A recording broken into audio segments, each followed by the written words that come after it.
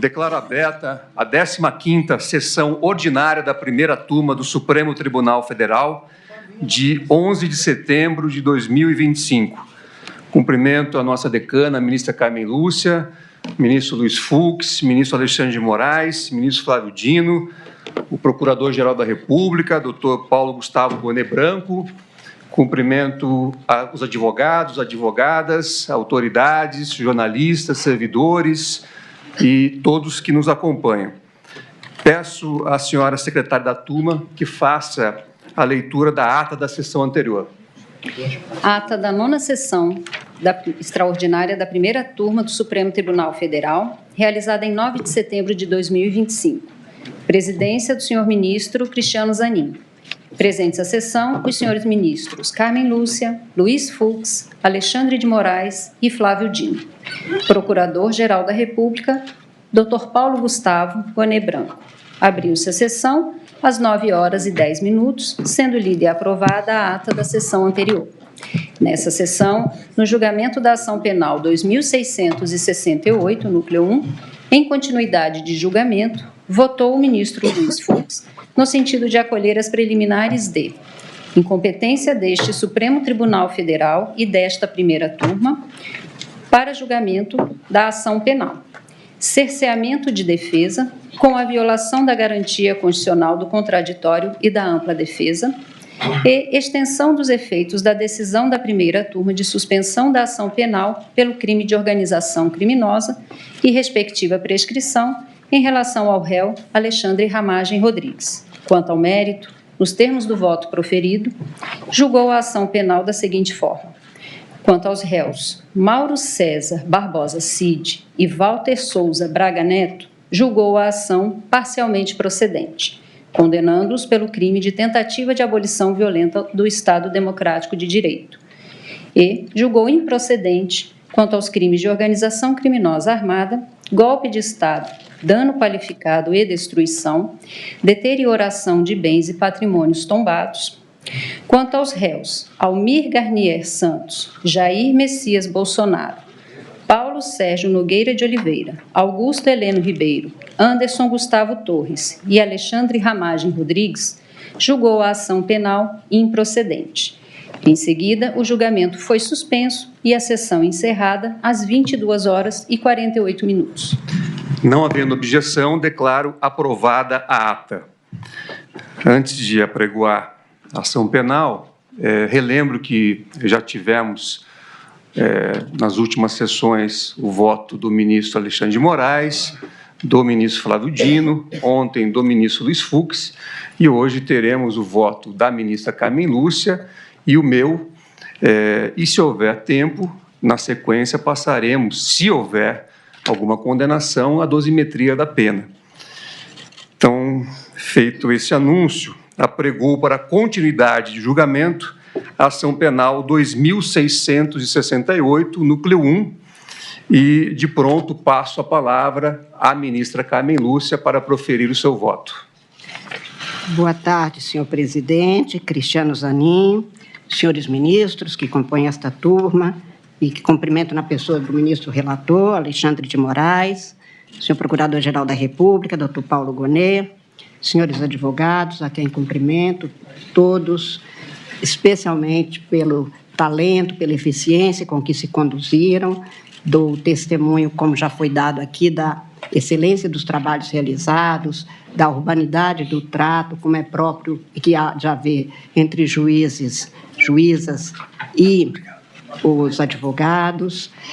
Cumprimento os senhoras e senhores da imprensa, grandemente responsáveis pela garantia da democracia no Brasil e que têm também nos acompanhado para esclarecer ao público o que está acontecendo, aqueles que são interessados.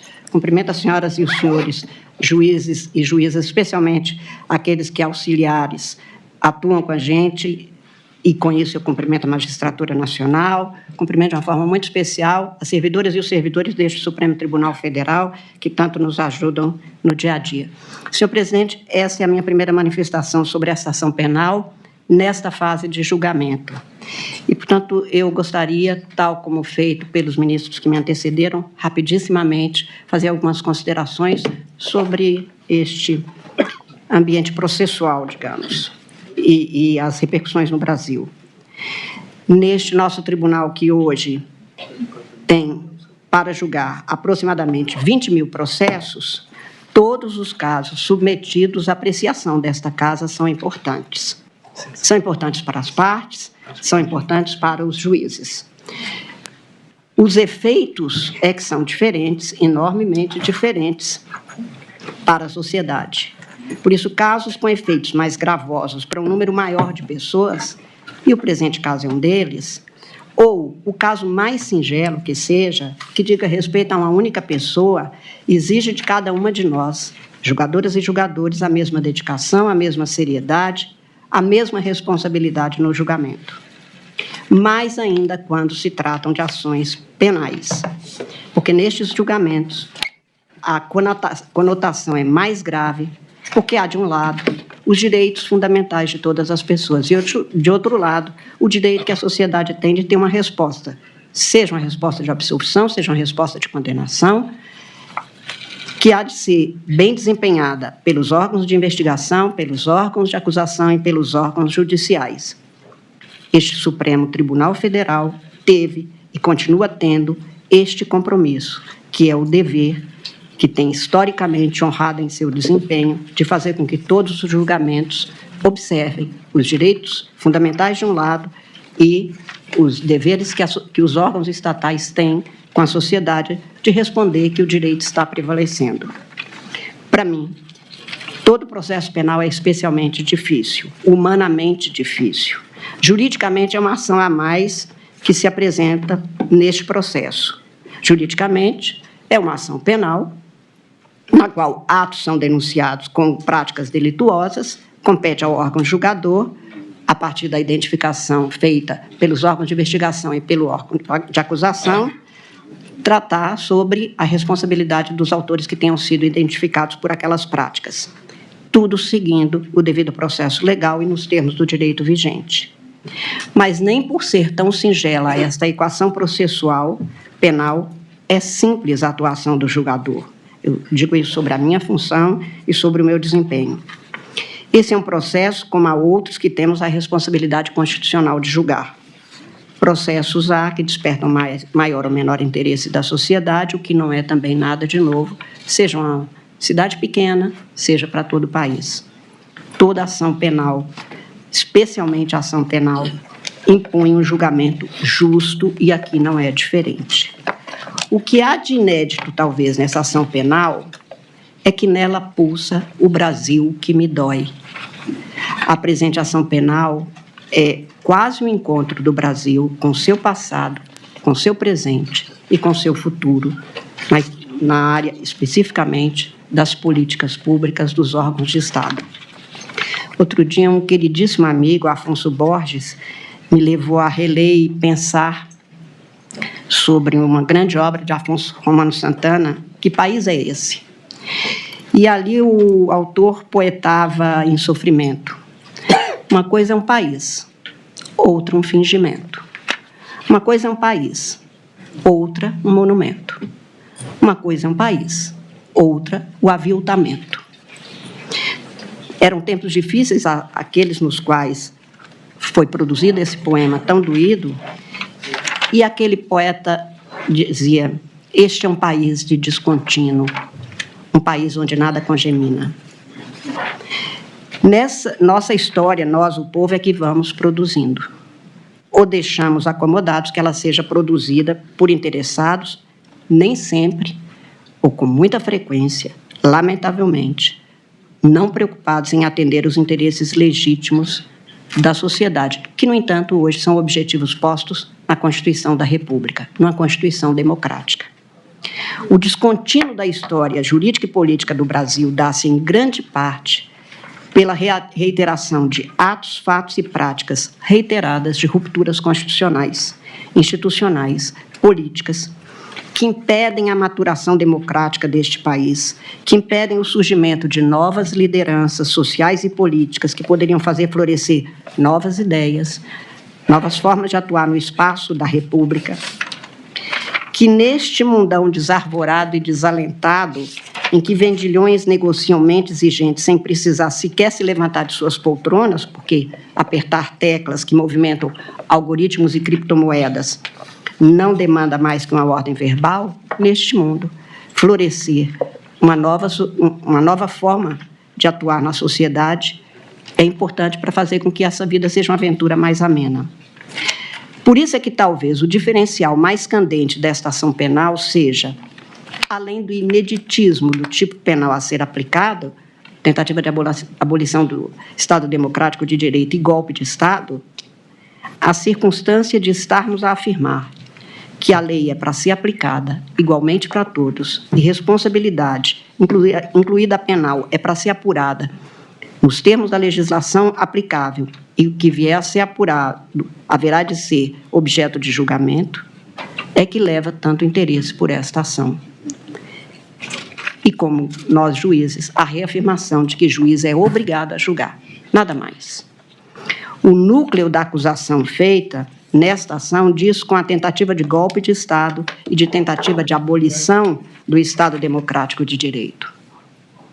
Os fatos que são descritos desde a denúncia e a referência acusatória à imputação não foram negados na sua essência. Nossa república tem um melancólico histórico de termos poucos repúblicos. E, por isso, a importância de cuidar do presente processo no ano em que comemoramos 40 da redemocratização, do início da redemocratização.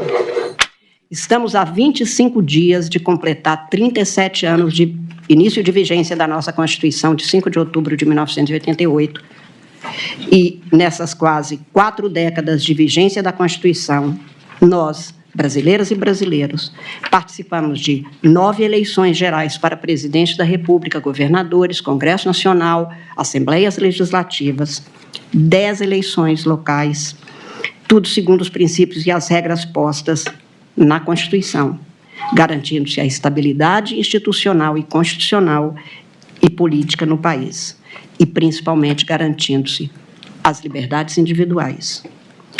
Não foram apenas de rosas esse período. Tivemos 2 impeachment de presidentes da República, estudantes foram às ruas, jovens, pleiteando os direitos que a Constituição assegura em sua efetividade jurídica e social, caminhoneiros foram às ruas com reclamos, e nós, juízas e juízes, precisamos, como todas as instituições, de verificar, responder, mas as instituições brasileiras seguiram sem alterar suas funções, sem parar em seus serviços essenciais, permitindo que se afirme, hoje, pelo menos da minha parte, que se houve dor, também houve muita esperança. Apesar dos pesares, apesar dos percalços, dos perrengues, dos momentos de refrega, que não foram poucas. Mas desde 2021, para além da aprovação mundial da pandemia Covid-19, novos focos de pesares sociopolíticas brotaram estas terras a partir de estratégias e práticas voltadas a objetivos espúrios, ou seja, exatamente o que foi denunciado. Práticas que comprometeram ou que se conduziram no sentido da tentativa de abolição do Estado Democrático de Direito e de tentativa de golpe de Estado. Numa sequência encadeada e finalística, arou-se um terreno social e político para semear o grão maligno da antidemocracia, tentando-se romper o ciclo democrático das quase 4 décadas que vinham sendo experimentadas constitucionalmente pelo povo brasileiro.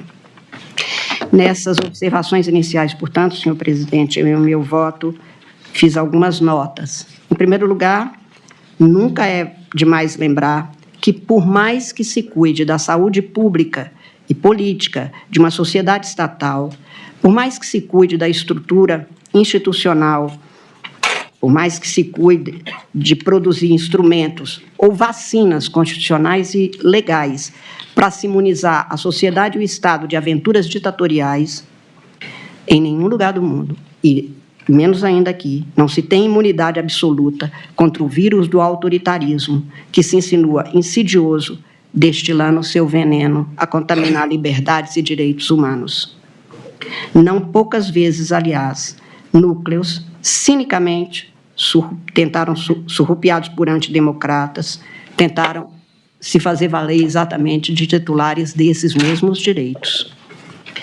E é por isso, e não por outro motivo, que as legislações em todo o mundo passaram a cuidar, em seus sistemas constitucionais e penais, do Estado democrático de direito e dos instrumentos e tipos penais para tipificar como golpe de Estado um crime praticado.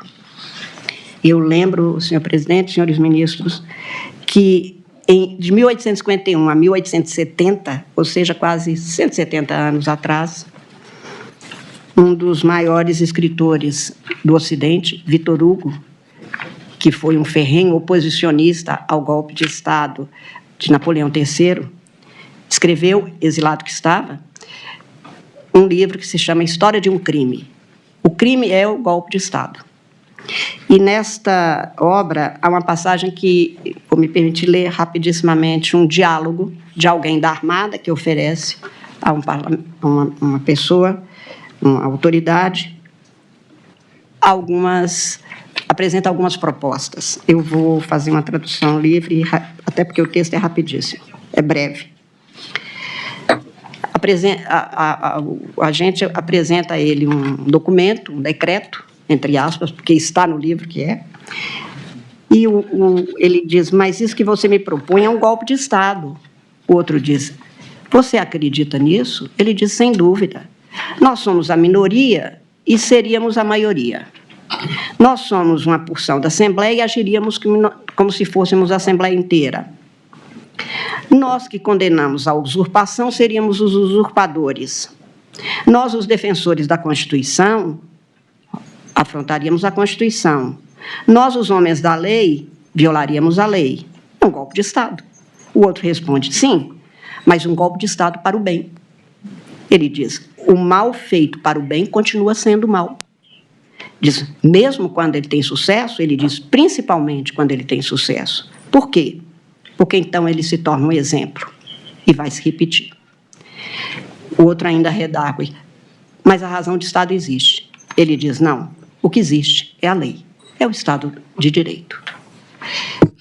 Ministra Carmen, Vossa Excelência concede uma parte? Todos, ministro. Olha que eu sou literal em relação a esse ponto. Todos desde que rápidos, porque também nós, mulheres, ficamos 2000 anos caladas, nós queremos ter o direito de falar. A senhora Mas sabe... eu concedo, como sempre, está no regimento do Supremo, o debate faz parte dos julgamentos, tenho o maior gosto em ouvir, eu sou da prosa. Ministra Carmen, eu agradeço sua gentileza, e o ministro Gilmar aqui presente, nosso decano e meu professor, há pouco me perguntou, Flávio, teu voto foi tão curto, e eu disse, Gilmar, é porque eu uso uma técnica que chama banco de horas, eu faço o voto curto para fazer muita parte. Então, nossa, mas vai descontar tudo no meu, não? Não, ainda tenho do Zanin. E eu prometo ser muito breve, porque a alusão... o do ministro Zanin é bom, é um bom voto para se cortar bem. Porque aí não vai ter nem a aplicação da Lei Maria da Penha. Apesar de mas com todo gosto. Apesar de todas essas ameaças. A prosa com Vossa Excelência é sempre um gosto, tenha certeza. E eu escrevi 396 páginas, presidente, mas eu não vou ler, eu vou ler um resumo, não se preocupem. Então, eu tenho muito gosto. Ministro, apenas para lhe agradecer a alusão a esse trecho do livro de Victor Hugo, e essa é a razão do meu à parte, porque no voto eu tratei sobre anistia, e tratei com muita convicção sobre a ótica da dogmática constitucional. E eu apenas acresço, por conta dessa última frase de que um golpe bem-sucedido serve de exemplo, que a senhora acabou de ler, acerca de uma abordagem que está no voto, que eu não fiz alusão, que é consequencialista. E eu uso um exemplo no voto, que eu vou fazer um aditamento, que é a situação dos Estados Unidos. Anteontem, infelizmente, houve um grave crime político. Um jovem que é de uma posição política aparentemente do lado do atual presidente dos Estados Unidos, mas pouco importa, levou um tiro. E é curioso notar porque há uma ideia segundo a qual anistia, perdão é igual a paz. E foi feito perdão nos Estados Unidos, e não a paz. Porque, na verdade, o que define a paz que nós sempre devemos buscar não é a existência do esquecimento. Às vezes, a paz se obtém pelo funcionamento adequado das instâncias repressivas do Estado. Então, o Vitor Hugo deve ter razão nessa reflexão e serve para que eu fortaleça essa convicção em relação ao meu voto. Como a senhora viu, nem 2 minutos. Obrigada. Eu ainda tenho mais 40 no banco de horas. Obrigado, ministro. Isso é um problema para Vossa Excelência, ministro Zanin. Enfim, digo que golpes de Estado são processos sociopolíticos complexos, ambíguos e destrutivos. Minam a estrutura de sustentação política, jurídica, econômica e institucional legitimamente vigente. Pode um sistema de direito não ser bom. Não é perfeito nenhum sistema, mas é legítimo. Por isso, distinguindo-se completamente de outros tipos penais, a tipificação desses crimes que estão no núcleo da acusação feita pelo Procurador-Geral da República distinguem-se até mesmo daqueles em que várias pessoas praticam delitos, são identificados, delineados, mas não têm a mesma conotação destes crimes aqui. Difícil e imprescindível de se configurar no sistema jurídico, golpe de Estado precisa ser previsto, como feito na legislação brasileira, muito recente, investigados as práticas e, em caso de conclusão sobre o seu cometimento, a responsabilização de quem os tenha praticado ou tentado nos termos do direito vigente, ou não se terá verdadeiramente Estado democrático de direito. Não há que se inventar normas ad hoc para punir golpistas, isso também seria autoritarismo, portanto, afronta ao Estado democrático de direito, mas no Brasil, o que estamos tentando fazer é valer a norma vigente sobre os tipos penais, a subsunção dos comportamentos a esses tipos. Como lembrei, é dever dos órgãos estatais apurar a ocorrência da alegada tentativa de abolição do Estado democrático de direito e de golpe de Estado, quer dizer, da prática de atos contrários às instituições democráticas e o exercício dos cargos de poder e seus autores e verificar em que medida eles têm que responder por isso. Curiosamente, presidente, nem se pode discutir neste processo a legitimidade da legislação que é apontada pelo Procurador-Geral, porque a Lei 14.197 tem no seu autógrafo, ou seja, a assinatura da proposição legislativa que é sancionada e que, então, transforma aquela proposta em lei, quem assina a Lei 14.197 são 4 dos 8 réus nesta ação. Jair Messias Bolsonaro, Anderson Gustavo Torres, Walter Souza Braga Neto e Augusto Heleno Ribeiro. Eles é que assinam este projeto de lei. Então, não apenas é legítimo, foi feita pelo Congresso e promulgada na forma da Constituição, como ainda não se podia dizer que não se desconhecia que tentar abolir o Estado ou atentar contra os poderes, porque 4 dos 8 são exatamente os autores, os que têm a autoria do autógrafo desta lei. É certo, uma maior dificuldade de apuração da prática desses crimes. Não se tem um ou alguns atos, mas há um conjunto de estratégias, de ações encadeadas, empreendidas, às vezes, com aparência que falseia a intenção de tomada ou permanência no poder, e tudo isso é feito de maneira a um aliciamento que instabiliza, e é num ambiente de crise que os golpes de Estado propagam. Todos os empreendimentos que espalham seus tentáculos de objetivos autoritários são ações plurais, pensadas, executadas com racionalidade, na busca da finalidade específica. Ao julgador compete ficar apegado aos fatos narrados pelo órgão acusador, às defesas apresentadas pelas partes, aos seus argumentos, ao que tenha sido comprovado para concluir o enquadramento ou não dos fatos, a legislação vigente, a comprovação da autoria E é isso que se faz em todo caso, e aqui não foi diferente. Apenas registrar no final que o 8 de janeiro de 2023 não foi um acontecimento banal depois de um almoço de domingo, quando as pessoas saíram a passear. O inédito e infame conjunto de acontecimentos havidos ao longo de um ano e meio para insuflar, maliciar, instigar por práticas variadas de crimes conducentes ao vandalismo, haveria de ter uma resposta no direito penal, o que foi, aliás, anunciado pela então presidente deste Supremo Tribunal Federal, ministra Rosa Weber, na sessão de abertura do ano judiciário de 2023, ou seja, 3 semanas depois dos ataques destrutivos a valores e bens jurídicos, dentre os quais a sede deste Supremo Tribunal Federal.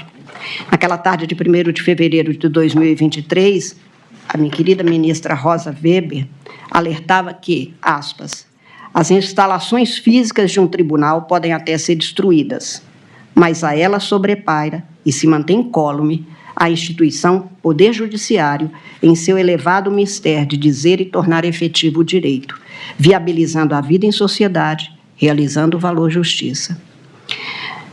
Não sabiam os agressores do 8 de janeiro que o prédio sede do Supremo Tribunal, na leveza de suas linhas e na transparência de seus vidros, enquanto símbolo da democracia constitucional, é absolutamente intangível à ignorância crassa da força bruta. De todo inútil para os que perseguiam a destruição do patrimônio físico do Supremo, que, na verdade, é patrimônio do povo brasileiro.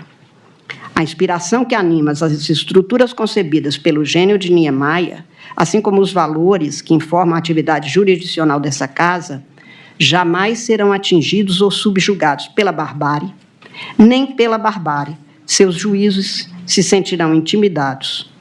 É inútil, pois mesmo que desejassem destruir 1000 vezes este Supremo Tribunal Federal, subsistiria incólume o sentimento de reverência dessa casa pelo Estado democrático de direito. E 1001 vezes reconstruiríamos este prédio, como fizemos agora, sem interromper um só instante o exercício da jurisdição, graças à tenacidade dos que respeitam as instituições e amam a democracia.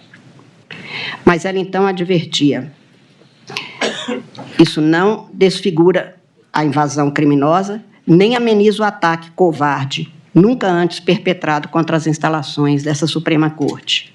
E dizia: assevero, em nome do Supremo Tribunal Federal, que, uma vez erguida da justiça clava forte sobre a violência cometida em 8 de janeiro, os que a conceberam, os que a praticaram, os que a insuflaram e os que a financiaram serão responsabilizados com rigor da lei nas diferentes esferas.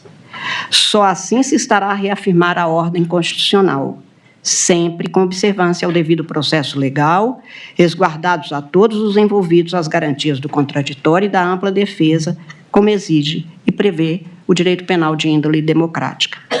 Fecho as aspas para dizer que 2 anos e meio, 2 anos e 8 meses depois daquelas práticas, seguindo os termos da legislação vigente, cumprindo o papel constitucional que nos é incumbido de guardar a Constituição e garantir nos termos do artigo 1º o Estado democrático de direito, essa ação penal tem um momento de julgamento daqueles que, nos termos do órgão acusador, com os argumentos amplamente postos pela defesa dos réus, estão na condição dos que teriam, em alguma parcela diferenciada, concebido, praticado atos, insuflado e cometido as condutas delituosas que culminaram naquelas terríveis práticas. A democracia brasileira não se abalou. Os prédios foram reconstruídos. A hora é de julgamento.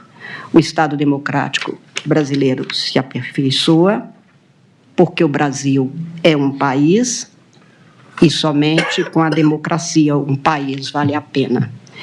Por isso, senhor presidente, eu passo as considerações, fundamentos e conclusão do meu voto. Como disse, está aqui o voto impresso, que eu não lerei de jeito nenhum, mas... Se tem voto eletrônico, não precisa de voto impresso, né? Mas eu gosto de papel. Eu gosto de papel. Gosto muito de escrever. Nós Gosto somos da de mesma caneta. época, ministra. Nós Muito dois obrigada. somos analógicos, embora a senhora seja mais jovem. Claro. Fosse o contrário. Quanto às preliminares, presidente, eu poderia até, de alguma forma, passar, e vou passar mais rapidamente, considerando que elas já foram, em grande parte, respondidas pelo ministro relator desde a primeira hora. Eu apenas queria anotar o que me chamou mais atenção ao redigir o voto. Quanto à suspeição e impedimentos, isso foi decidido pelo plenário, e, portanto, aqui não volto. Eu estou rejeitando a preliminar de parcialidade e suspeição, rigorosamente nos termos do que foi votado pelo plenário e já, portanto, decidido. E é bom que se diga, o que a gente vota no plenário, em geral, pelo princípio da colegialidade, a gente aplica, se for o caso, ressalvando entendimento. O contrário é que não acontece. Pode-se levar de novo um tema ao plenário, e no plenário a gente pode, aí sim, reafirmar a posição pessoal, o entendimento, a compreensão pessoal. Não é o caso, este caso já foi decidido. Também se alegou defesas, que eu no voto alinho de cada um, quem fez a advertência, defesas sobre a competência deste Supremo Tribunal Federal e desta primeira turma para processar e julgar esta causa. Presidente, esta causa, como outras que vieram, esses 19 anos e meio integrando este Supremo, este tema veio para nós desde 2007, quando houve o recebimento da denúncia no caso da ação penal 470. Eu sempre votei do mesmo jeito.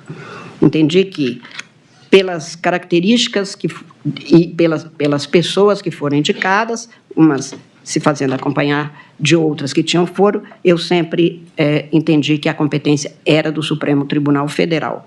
Então, não há nada de novo para mim em votar do mesmo jeito que sempre votei, como disse, mesmo com grandes temas dos advogados, com grandes argumentos. Me lembro que em 2012, por exemplo, o ministro Márcio Tomás Bastos chegou também à tribuna, junto com outros advogados, a sustentar a mesma tese, e não há o meu convencimento sobre isso, com base na legislação, que neste caso é interpretada de maneira diferente, com toda certeza. Eu mantenho o meu entendimento e estou aqui discorrendo sobre isso, inclusive com estes precedentes. Estou rejeitando quanto ao julgamento pela turma, que também já foi objeto de indagação.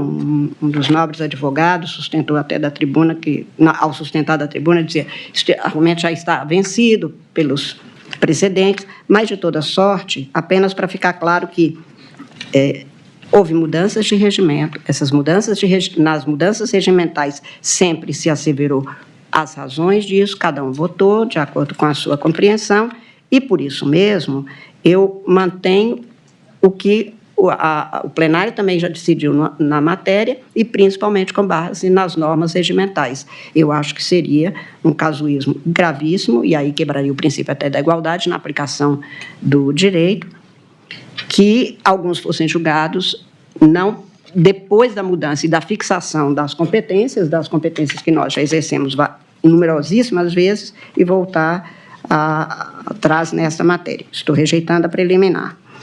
Quanto isso aqui não foi, a preliminar de cerceamento de defesa, especialmente no que se refere à limitação de tempo para acesso às provas, do que se tem nos autos, e eu estou citando longamente,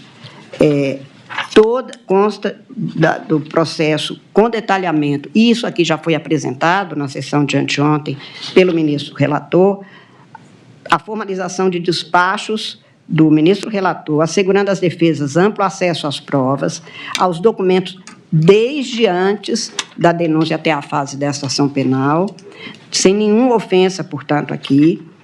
Foram apresentados os pedidos formulados, o que se falou aqui de um conjunto, documento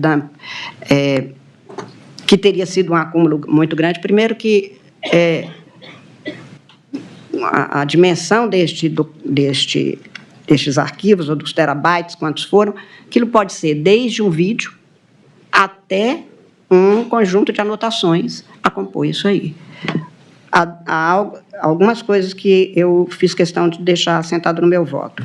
Houve acesso aos documentos, uma parte deles foi levado a pedido da defesa, ou de algumas das defesas. Houve, o Ministério Público afirma sempre que foi deferido, tendo sido deferido pelo relator, foi aproveitado apenas o que estava sendo devidamente comprovado e mostrado, portanto, não houve nenhum gravame, nenhum prejuízo. Nós temos uma muito antiga jurisprudência, no sentido de que, sem nulidade, sem prejuízo comprovado, não se declara nulidade e, portanto, não houve essa comprovação. O ministro relator chegou a apresentar a tabela com tudo que estava disponível, como estava disponível, em que condições estavam disponíveis. Reiterou o deferimento de acesso dos requerimentos da defesa. Todo o material apreendido pela polícia, que as defesas dizem que teria relevância para a instrução, não tem nenhuma comprovação de qual é essa relevância ou essa importância. A necessidade de demonstração do prejuízo, como disse, não foi feita. Enfim, de tudo que se tem apresentado, não consta nem prejuízo a partir de algum momento, ou em algum indeferimento, ou alguma ausência de comprovação. O ministro relator, na sessão mesmo do voto, deixou patente isto, e eu estou, portanto, rejeitando esta preliminar, tanto de cerceamento de defesa, por limitação de tempo de acesso ou de excesso de informações sem organização, que é o documento DAM, e de prazo razoável. E aqui, presidente, eu queria fazer uma referência, que consta também no meu voto, que muito se fala, foi rápido demais esse julgamento. Estamos há 2 anos e 7 meses daquela afirmativa da eminente ministra presidente do Supremo, que seria feito, e tudo foi investido para que algo de tamanha gravidade, que atinge o coração da República, era preciso que se desse a devida preferência, vamos dizer, no caso de julgamento, não de preferência em relação a quem praticou o quê. E por isso os julgamentos estão acontecendo, e por isso o empenho, devo dizer, como todo mundo reconhece, do ministro relator de dedicação integral a isso, e que em outras ocasiões isso não tinha acontecido. Não dá para comparar um mundo de antes com o mundo de agora. Eu presidi, senhor presidente, uma eleição em 2012 e agora a eleição do ano passado era outra. Os instrumentos, os institutos, a tecnologia, o uso de tudo isso. Em tempos passados, nós tivemos aqui no Supremo 3 ou 4 salas só para ter os originais, os processos eram físicos, só para se terem todos os cadernos de um determinado processo. Foram 3 salas, pelo menos, em que esses processos ficavam. Os prazos tinham que ser, como era físico, consecutivo. Num processo que tivesse 39 réus, o alongamento deste prazo era muito maior mesmo. Então, nós estamos aqui há 2 anos e meio entre a ocorrência dos fatos que culminaram a partir de um movimento que vinha desde antes e que tinha, portanto, esse encadeamento a que me refiro, mas não tinha antes, o Supremo não dispunha, ninguém dispunha, da tecnologia que se dispõe hoje para fazer com que os prazos possam ser, e a disponibilidade de dados dos institutos, que possa ser feito na forma que é hoje. Portanto, não dá para ficar comparando o alongado de antes, porque nós temos outras possibilidades, e, para isso, a tecnologia, que é sempre muito bem-vinda no sentido de auxiliar na sua condição de instrumento, de uma ferramenta que serve ao ser humano, para que nós tenhamos uma jurisdição que possa botar abaixo isso, que é um dos principais pontos de discussão no judiciário de todo o mundo, que é a morosidade na prestação da jurisdição. Muito mais naqueles casos que têm esta conotação.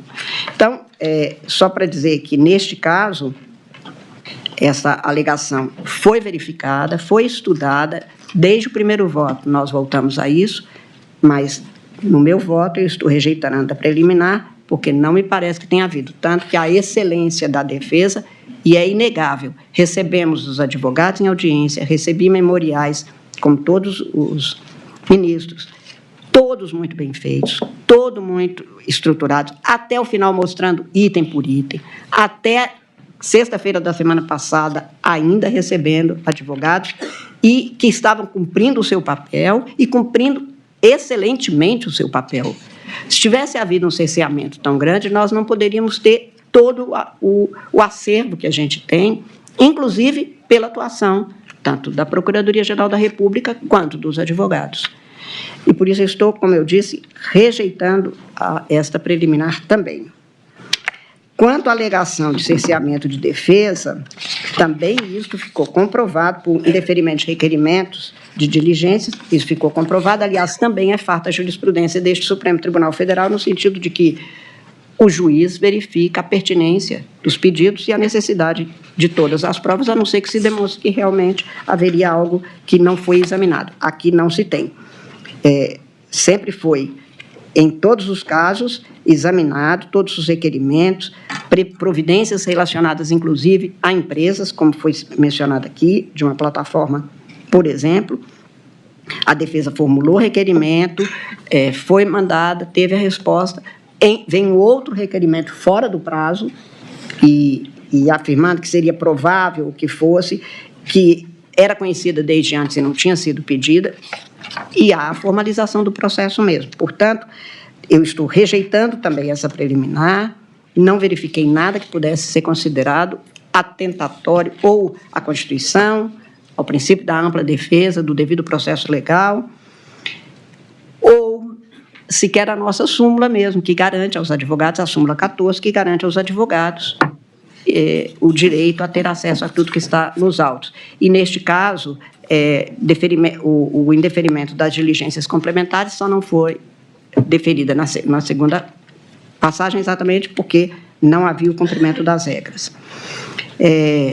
Sobre a suspensão de processo, nós até já resolvemos isso em questão de ordem, o acórdão foi publicado, não houve recurso da parte, embora agora o advogado, cumprindo o seu papel, volta com o assunto. Mas já foi decidido em questão de ordem, foi publicado o acórdão e não houve recurso contra aquele julgado.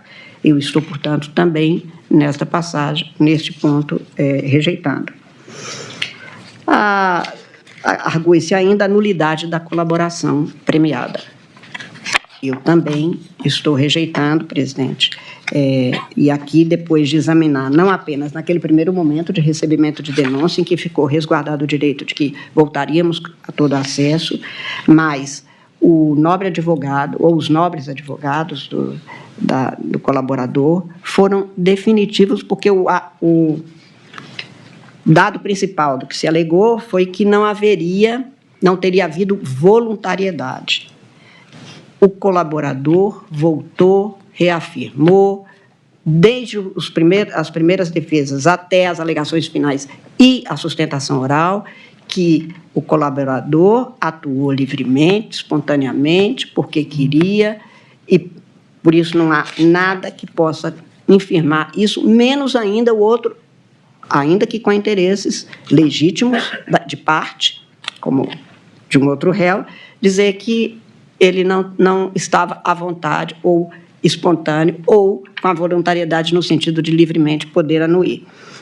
Fosse isso, ele teria tido todas as oportunidades em que esteve perante os julgadores, perante os órgãos de investigação, que estava sempre com seus advogados, estava sempre questionado sobre isso e reiterava a sua vontade de colaborar. Portanto, não consta dos autos, absolutamente não consta dos autos, que haveria algo a macular a colaboração premiada, no sentido de que não estaria presente a voluntariedade. Aliás, a última vez foi da tribuna, semana passada, em que ele disse que ele livremente, voluntariamente, quis fazer a colaboração. Também não vi nenhuma razão para se dizer que isso teria ficado demonstrado porque houve muitas idas e vindas e porque o que se teve e que a Procuradoria mesma afirma, neste ponto, é que foi chamado mais de uma vez e o ministro relator, de novo, voltou a este tema, no sentido de que todas as vezes que precisou de esclarecimento, foi chamado e devidamente afirmado que ele queria e apresentou o que tinha. E não é possível se dizer, presidente, que uma pessoa que fez uma vida toda numa corporação sujeita a uma hierarquia, mencionar atos obviamente ilícitos de seus superiores não é tarefa fácil mesmo. É preciso que a gente veja tudo isso com a humanidade que é própria do que estamos fazendo, lidar com atos praticados por seres humanos com todos os seus limites, desde que isto não contamine aquilo que é o comportamento que se espere. E não vi aqui nenhum comportamento que não fosse demonstrativo de que o colaborador, espontaneamente, voluntariamente, atuou, e o que ele disse, do que ele disse, que é apenas um meio de prova, e do que ele disse, retiraram umas tantas e quantas linhas de investigação e depois alicerces da acusação perfeitamente coerentes com o que a legislação prevê. Portanto, estou rejeitando esta preliminar. Alegação também como preliminar, de nulidade do processo por participação, pelo indeferimento de participação nos interrogatórios, voltei a todos os documentos e estou transcrevendo, presidente. Acho que muito diferente do alegado, pelas defesas, o ministro deferiu a participação nas audiências de instrução na forma pedida, como ouvinte, estava expresso, pelo menos como ouvinte, e foi deferido desse jeito. Então, não há muito o que se dizer. E a alegada também, estou rejeitando a preliminar, que não teria havido a gravação na acariação. Também o ministro relator mostrou as razões pelas quais a possibilidade, ou a plausibilidade, mais do que isso, de vazamento, poderia contrariar até a nossa súmula mesmo, porque poderiam prejudicar outras diligências de outros processos, ou até o comprometimento, e por isso mesmo é que o indeferimento foi motivado com suficiência.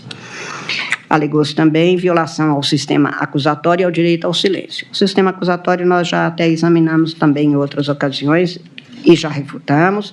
Quanto ao direito ao silêncio, foi respeitado como se mostrou. Constou o registro das questões que seriam feitas e assegurado que ele não responderia, como é próprio do direito constitucional, o direito ao silêncio. O direito ao silêncio para não fazer prova contra si mesmo. E isto foi devidamente assegurado, então realmente não tinha nenhum sentido esta preliminar que foi arguída. No mérito, presidente, senhores ministros, o Procurador-Geral da República denunciou Alexandre Ramagem Rodrigues, Almir Garnier Santos, Anderson Gustavo Torres, Augusto Heleno Ribeiro Pereira, Mauro César Barbosa Cid, Paulo Sérgio Nogueira de Oliveira e Walter Souza Braga Neto, pelos crimes de organização criminosa, pela tentativa de abolição violenta do Estado Democrático de Direito, pela tentativa de golpe de Estado, dano qualificado, pela violência e grave ameaça contra o patrimônio da União e o dano de patrimônio da União pelo 62.1 da Lei 9605. Eu fiz uma descrição no meu voto sobre os crimes, que penso deles, o que é a compreensão, e depois a cada um como se enquadrariam as condutas e quais condutas, se fosse o caso, e não vou fazer, neste momento, que acho que não é próprio mesmo, presidente, a participação maior ou menor, porque nós vamos fazer isso quando tiver a fixação, a definição de pena, se for o caso, e das penas, portanto, é que se ressairá a atuação proeminente, maior ou menor de cada uma. E, portanto, deixo isso só para esta fase. Mas sobre os crimes, rapidamente também passo, que quanto à organização criminosa, que é um tema que o Supremo Tribunal Federal tem enfrentado em numerosíssimas ações penais, em inquéritos, até em habeas corpus, nós muitas vezes nos debruçamos sobre as alegações sobre isso, a Procuradoria afirmou exatamente, e acho, e já antecipo que, para mim, fez prova cabal, de que um grupo liderado por Jair Messias Bolsonaro, composto por figuras chaves do governo, das Forças Armadas e de órgãos de inteligência, desenvolveu e implementou plano progressivo e sistemático de ataque às instituições democráticas, com a finalidade de prejudicar a alternância legítima de poder nas eleições de 2022, minar o livre exercício dos demais poderes constitucionais, especialmente do poder judiciário. Para mim, todo o estudo feito me leva aqui a concluir que há prova nos autos do desenvolvimento de uma empreitada criminosa dos réus que, como foi apurado, se utilizaram de um modus operandi da denominada milícia digital para propagação de ataques ao judiciário, de uma forma muito especial ao sistema eleitoral, às urnas eletrônicas, e a urna tem um peso enorme quando se fala sobre urna. A urna hoje é, efetivamente, algo do povo brasileiro. Qualquer manifestação que se tenha, até manifestações populares, nós temos a referência à urna, que é mesmo, como tudo que é público é do povo, mas, neste caso, como algo que foi sendo implantado para que a gente ultrapassasse problemas que nós já tivemos do sistema eleitoral brasileiro no início do século passado. E, em tudo isso, esta propagação é importante e somente com uma organização é que a gente poderia ter isso. Não são atos soltos, não é um que pensou isso e o outro também pensou, até mesmo a forma de divulgar que a urna não era crível, que havia fraude nas urnas, o que nunca foi questionado antes, até porque a urna foi implantada, urna eletrônica, de 96 para cá, sempre com o povo brasileiro atuando junto. Nós nunca cogitamos de aplicar a todo o povo uma novidade da urna. Isto desde sempre. Isto é um modelo. E, por isso, nós nos tornamos, o que não é comum nós assumirmos que temos no Brasil, a condição de sermos matriz de um modelo, matriz, portanto, para que se tivesse modelarmente um sistema de votação com a eficiência e a segurança e a transparência que nós temos. Tudo que se inventa a respeito de algo é para plantar uma desconfiança, e mais adiante eu falarei, isto precisa de uma série de atos. Isto nunca é um ato isoladamente tomado, é fácil de ser considerado de menor importância. Quando se põe no encadeamento, é que se vê. Isto não vale só neste caso.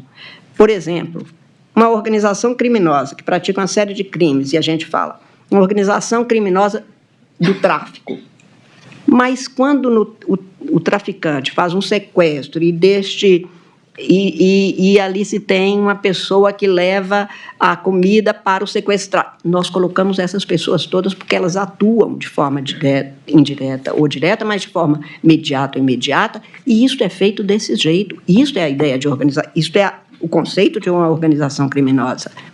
No caso de organização criminosa que buscava o poder, que queria atingir e sequestrar a alma da República, impedindo a validade do processo eleitoral, isso é muito mais grave e muito mais espalhado na sociedade.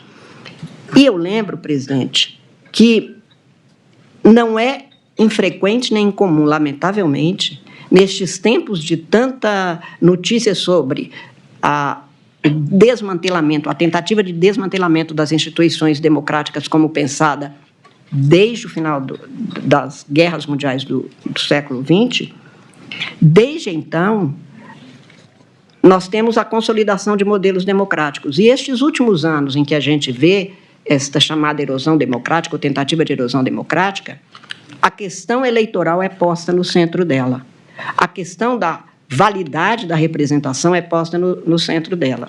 No caso brasileiro, como nós temos um ramo do Poder Judiciário, que é a Justiça Eleitoral, que tem as mesmas tradições, o mesmo aparato e o mesmo rigor, que são próprios do Poder Judiciário, claro que isso é muito mais difícil. O que representa hoje para o povo brasileiro a Justiça Eleitoral? A urna, na qual o eleitor encontra só com ele mesmo, naquela hora, tem um encontro marcado com a sua cidadania, com a sua condição cívica e deposita seu voto. Desmoralizar esta urna não é um processo fácil, porque é uma crença, uma confiança que o povo tem nisso que ele vê acontecer. E quando eu digo que nós não fazemos nada na justiça eleitoral, que não seja transparente e seguro, e damos notícia para o povo, qualquer inovação que é feita na urna, a gente começa fazendo paulatinamente. Então, agora a gente testa uma numa eleição suplementar sobre um dispositivo que se tenha para melhorar o som da urna para as pessoas que têm uma deficiência auditiva. Para ver se funciona, primeiro a gente fala com aquela comunidade, testa nessas eleições que tem um número menor. Isto vai se alargando para que a gente tenha a legitimação permanente e o conhecimento do cidadão e da cidadã sobre o que está se passando. Portanto, a tentativa de desmoralizar o processo eleitoral é isto, uma tentativa que veio marcada de combalir mais e mais o Poder Judiciário, veio marcado, como foi mostrado aqui, com uma série de comportamentos delituosos que foram se somando, que foram se encadeando, se concatenando, e se diz, mas nem todo mundo sabia de tudo, mas nenhuma organização, todo mundo sabe de tudo. Aliás, se todo mundo souber de tudo, talvez ela nem dê certo, não sei, sou especialista nisso. Mas é preciso que a gente saiba que isso já foi tratado aqui neste Supremo Tribunal Federal em julgamentos em que o meu queridíssimo decano, democrata, republicano, exemplarmente democrata, ministro Celso de Mello, afirmava exatamente a necessidade de a gente considerar as condições, as especificidades do que é, num determinado momento, não havia ainda essa lei, ele falava da quadrilha ou bando, mas explicando como que as pessoas se unem com o objetivo, aliciando outras ou fazendo uso de outras. Golpe de Estado, muito mais é isso. Portanto, pois não. Permite Sempre. um rápido à parte. Na verdade, não vai ser tão rápido quanto o do ministro Flávio Dino, mas será o único. Não se preocupe, tenho muito gosto em ouvi-lo sempre. Obrigado, ministra Carmen. Ouço todos. E aproveitando a questão da organização criminosa, e cumprimento o nosso presidente, ministro Cristiano Zanin, cumprimento o ministro Carmen, ministro Fux, ministro Flávio Dino, procurador-geral da República e os advogados aqui presentes. Ministra Carmen, essa questão da organização criminosa que Vossa Excelência tão bem ressaltou, e cujo entendimento já vem desde o julgamento do Mensalão, era outro tipo penal, mas a organização criminosa nada mais é do que... É o precedente dele. Uma sofisticação do que existia na legislação.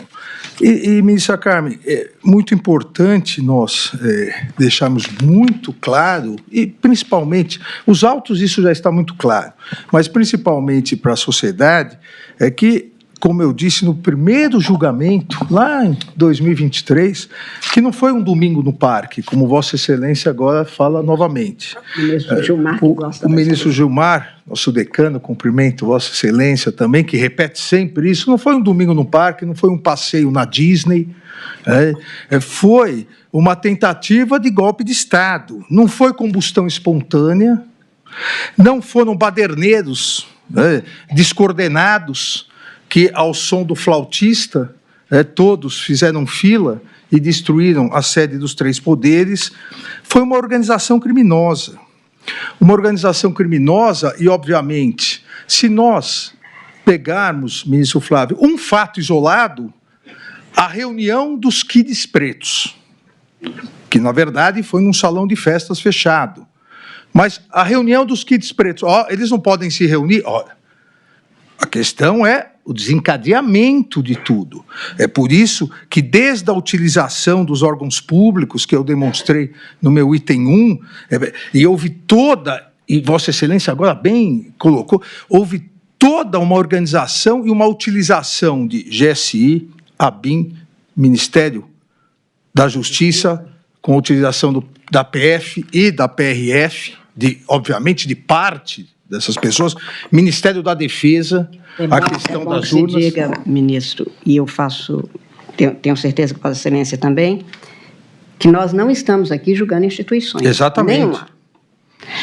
Até porque, em qualquer local que haja presença humana, pode haver um ou outro desvio. Não estamos, até porque Neste caso, o Ministério da Justiça foi o primeiro ministério criado no Estado brasileiro e é de uma enorme importância, e o fato de alguém lá, no uso desta função, que já foi ocupada por Vossa Excelência, pelo ministro Flávio Dino,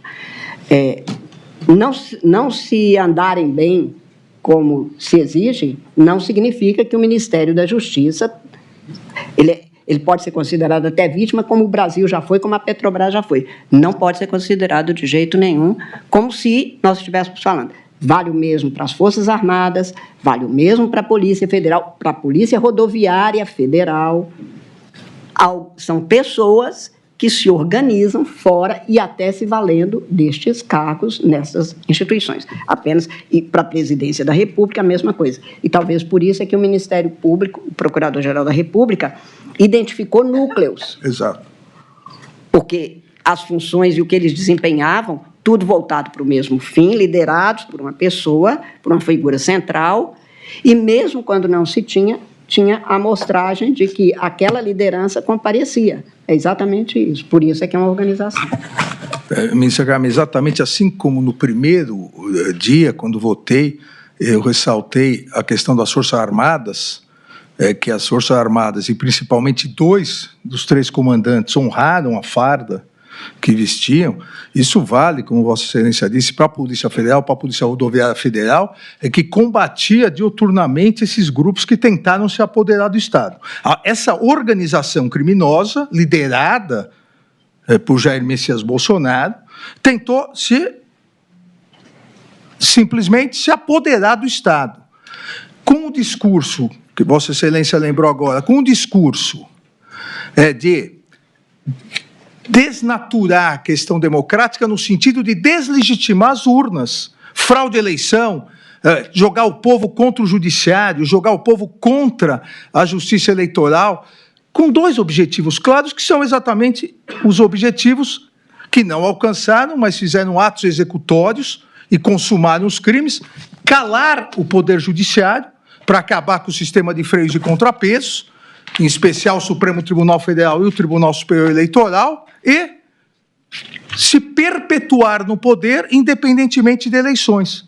Essa organização criminosa, e esse é o sentido do meu à parte, ministra Carmen, fortemente armada, e já foi reconhecido aqui, já a maioria nesse sentido da condenação de 2 réus, o colaborador Mauro Cid e o general Braga Neto, em virtude do planejamento Punhal Verde Amarelo e a Operação Copa 2022, onde havia forte armamento, então, a grave violência, a utilização de armas para violência, os autos demonstram, e grave ameaça. E era uma instituição permanente que caracteriza a organização criminosa, e como toda organização criminosa, ela tem uma finalidade. Mas, por óbvio, para atingir essa finalidade, ela pratica crimes indeterminados. Vossa Excelência bem disse, as organizações criminosas, cartéis de drogas, qual é a finalidade? Se enriquecer vendendo drogas, mas praticam homicídios, sequestros, roubos. Essa organização criminosa queria calar o judiciário, o sistema de freios e contrapesos, o Estado democrático de direito, e, ao mesmo tempo, se perpetuar no poder. Se, para isso, precisasse matar um ministro do Supremo Tribunal Federal, envenenar um presidente da República, praticar peculato, uso, utilizando os poderes de Estado, são crimes indeterminados, crimes para chegar ao seu objetivo.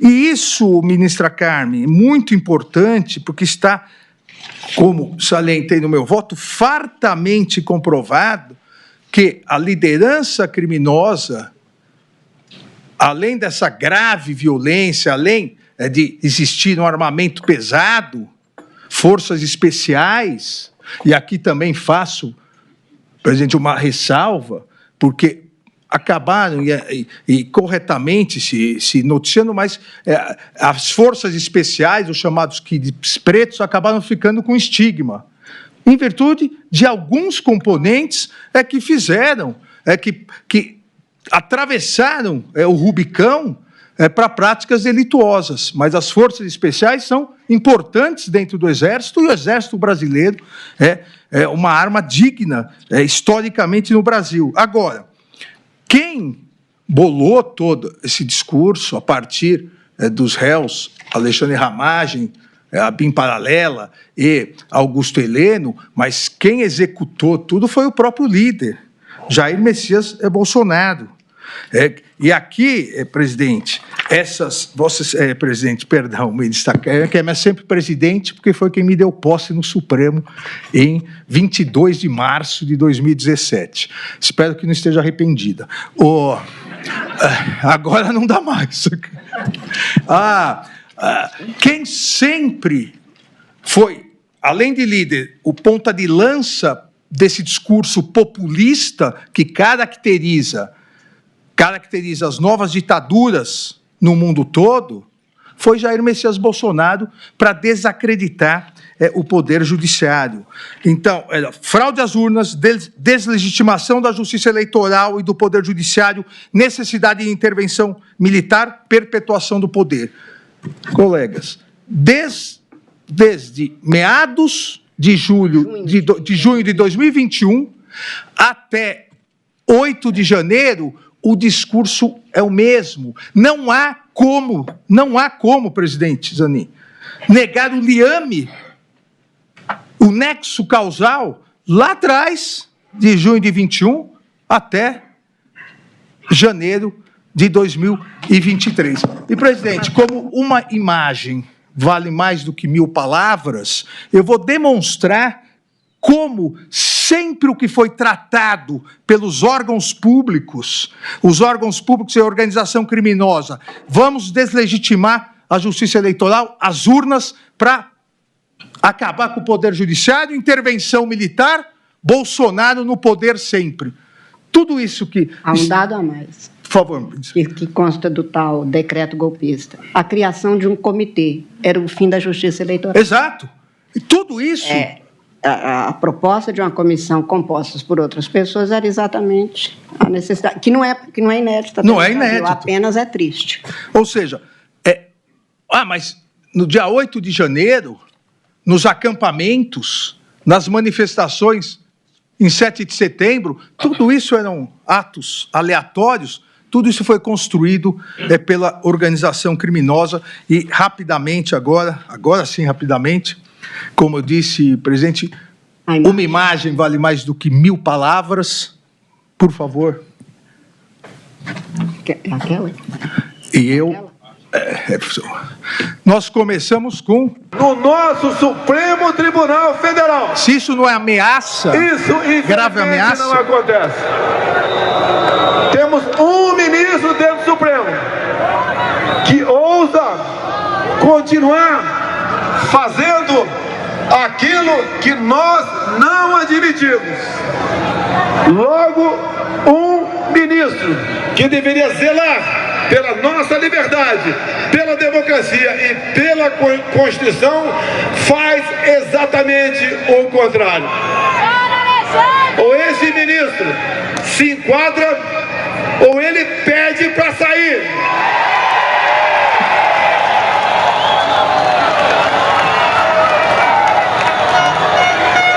Não se pode admitir que uma pessoa apenas, um homem apenas, turve a nossa democracia e ameace a nossa liberdade. Dizer a esse ministro que ele tem tempo ainda para se redimir, tem tempo ainda de arquivar seus inquéritos. Arquivar os inquéritos. Ou melhor, acabou o tempo dele. Sai, Alexandre de Moraes! Deixa de ser canalha!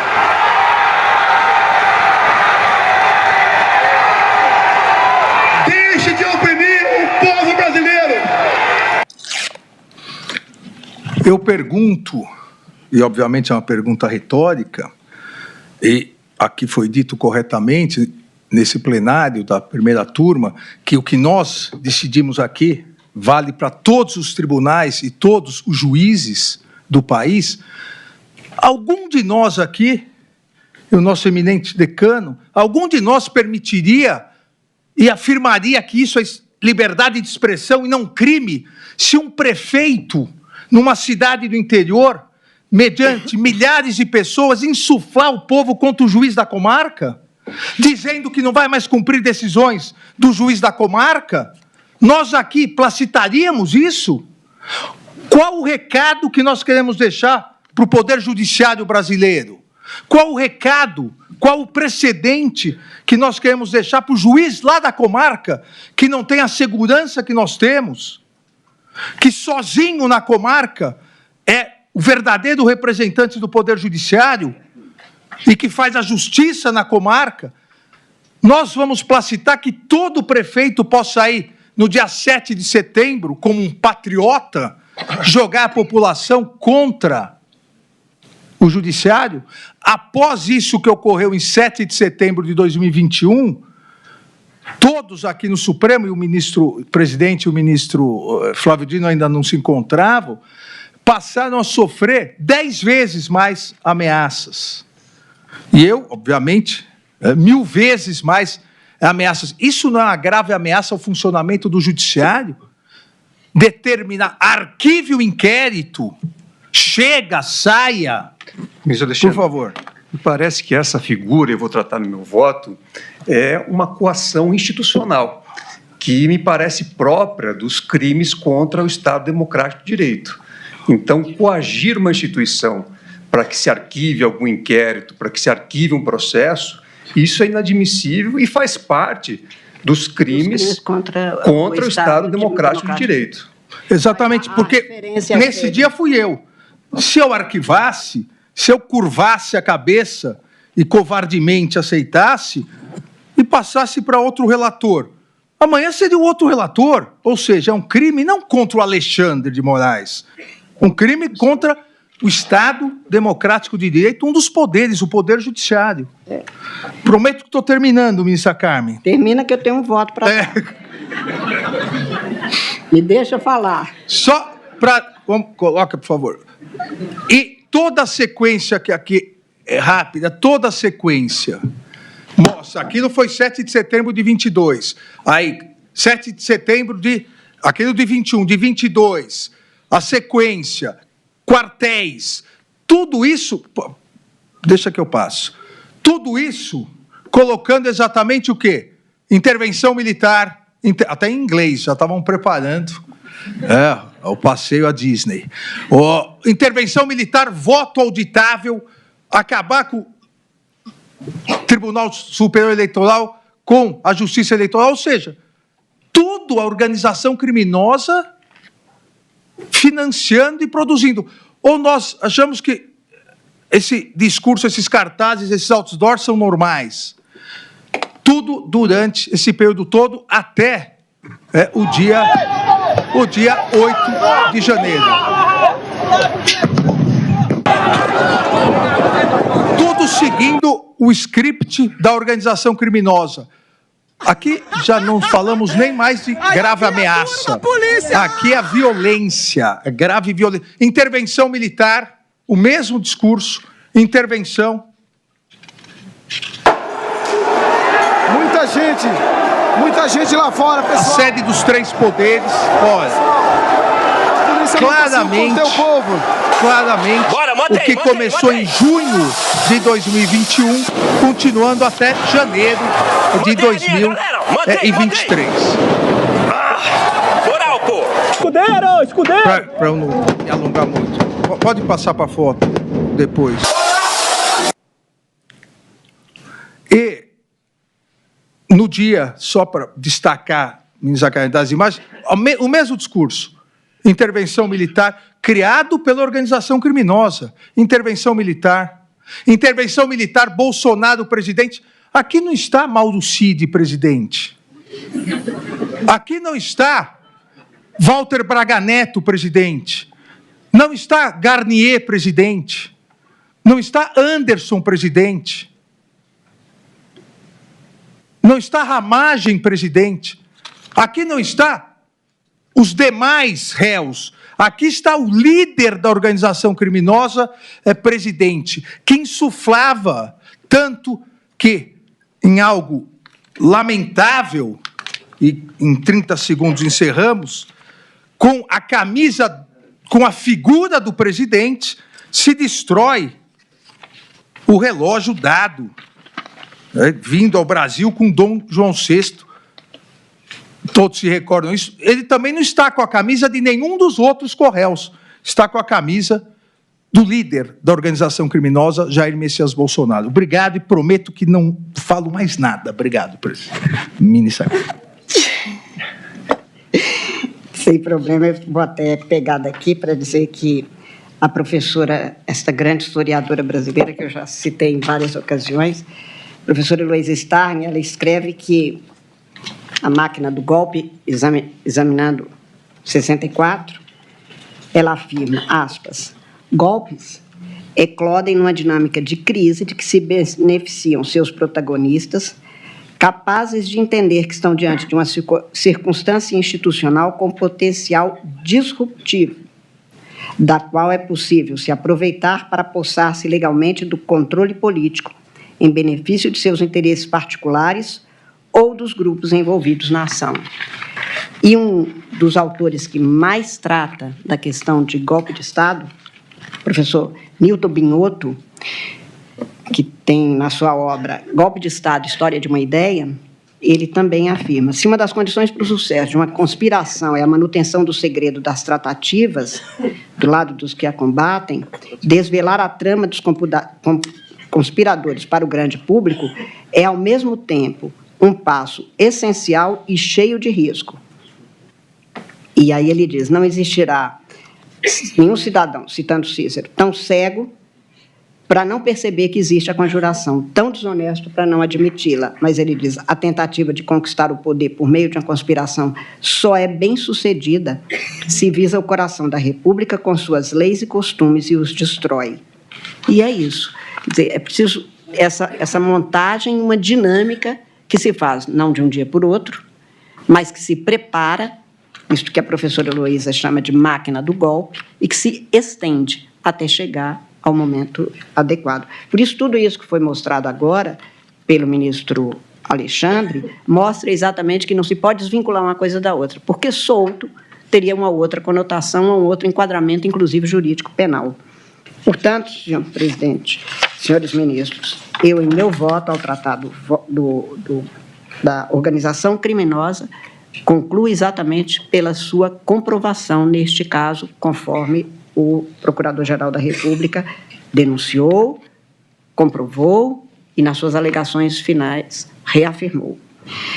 Do crime de abolição violenta do Estado Democrático de Direito e de golpe, eu trato também, neste caso, porque me parece que ocorreram, não me parece que seja caso de consunção, foi muito afirmado nos documentos, especialmente das defesas, que estávamos diante de uma situação que não havia violência. Aliás, eu nem preciso de repetir muita coisa, porque as imagens agora reapresentadas, nós já tínhamos visto desde as sessões de recebimento da denúncia, deixam estampado, escancarado, que quando se chamam os kits pretos, quando se chamam caminhoneiros para virem e, portanto, apresentar esta equação, quando se lida com e, aliás, na operação Punhal Verde e Amarelo também, tudo isto junto é de enorme violência. É de violência praticada, é de violência institucional, é de violência política, e no caso do Poder Judiciário e do Poder Judiciário eleitoral especificamente, a violência é muito maior, a violência praticada contra os integrantes do que se teve, do que se comprovou aqui em numerosíssimas vezes. Os crimes tipificados, ao meu ver, portanto, não se juntam. Quer dizer, essa ideia de uma construção é que se pratica um crime de maior potencial ou de uma prática que pode se estender e se valer do outro, chamado crime meio, que ali se teria a prática de um crime. Não é isso, nós temos duas figuras, dois tipos penais, que podem até, num determinado caso, levar a essa circunstância, não como necessariamente sendo uma confusão destes dois crimes, que, havendo um ou outro, necessariamente seria engolfado pelo primeiro. Não é isso que me parece que se tenha. A doutrina nos leva exatamente a esta compreensão, a interpretação dos fatos comprovados, vinculados ao que é a previsão legal, tentativa de abolir o Estado Democrático de Direito, tentativa de golpe de Estado, deixa patente que é um crime tentado, como aqui já se disse também. É óbvio que é tentado, porque se fosse exaurido, não seríamos nós que estaríamos aqui hoje a julgar, longe disso. Nós teríamos, então, nesta circunstância, aquele que dá um golpe de Estado e que consegue chegar ao poder é herói, não é golpista. É exatamente esta circunstância de dizer que é um crime de empreendimento. É um crime que se consuma, e aí a demonstração que era necessária é exatamente no sentido de que houve todo um conjunto de práticas para levar a ele, que culminaram com o que nós vimos. Em muitas oportunidades que foram demonstradas neste caso, nós tivemos prática de crimes. Os atos são pensados, planejados e executados para uma radicalização social e política que adensa um ambiente de instabilidade política. Volto ao que ensina a professora Heloísa. Este ambiente de crise é propício, é quase necessário para que se tenha um golpe de Estado em condições de manter aquele que chega ao poder ilegitimamente a se sustentar. E aqui essa ideia é uma ideia um pouco do Maquiavel, que chegar ao poder é fácil, manter nele é que é difícil. E é por isso mesmo que o golpe de Estado hoje se faz, inclusive por aqueles que estão no poder, ao contrário do que se diz que não seria dado. Não, nós temos inúmeros exemplos na história dessa circunstância. Essas crises são muitas vezes fabricadas, pelo menos no seu início, depois as pessoas passam realmente a desacreditar. Tenho repetido com frequência que plantar a desconfiança, especialmente a desconfiança nos espaços da política estatal, eu digo, é muito, muito mais fácil e fecunda com mais rapidez do que plantar a confiança. Semear a confiança depende de uma construção diuturna. Semear a desconfiança é simples, há uma propensão, especialmente com o uso dessas tecnologias que foram utilizadas nesses casos, com muita tranquilidade, com muita frequência, e essas práticas todas se amalgamaram e convergiram para essa agressão contra a paz pública, que é o bem tutelado por essas figuras, por esses tipos penais. Na minha compreensão, não há construção, não há absorção entre os crimes na tentativa de abolição do Estado Democrático de Direito e de golpe de Estado, e isso já foi decidido também aqui em outras ocasiões. Portanto, para mim, a tentativa de golpe, não sendo meio necessário ou etapa para abolição, precisava da comprovação de que tentou-se realmente contra os poderes. Dá exemplo agora, a demonstração de 2021, quando se começou a buscar discursos e instigar e insuflar contra o Poder Judiciário, vice especial ao Poder Judiciário Eleitoral, contra os integrantes do Poder Judiciário Eleitoral, levaram à condição de facilmente depois dizer que era preciso haver uma substituição, ou abaixo o Supremo, fora a Justiça Eleitoral, que culmina, então, na proposta de intervir, a palavra é uma intervenção no Tribunal Superior Eleitoral na tal minuta. Então, por tudo isso, o panorama fático e normativo está devidamente demonstrado. Eu estou acho que, neste caso, está comprovada a violência e a grave ameaça. A prova produzida durante a instrução processual, além das provas documentais, para mim, comprovam essa materialidade, facilitada de que, como destacou a acusação, a organização documentou quase todas as fases da empreitada.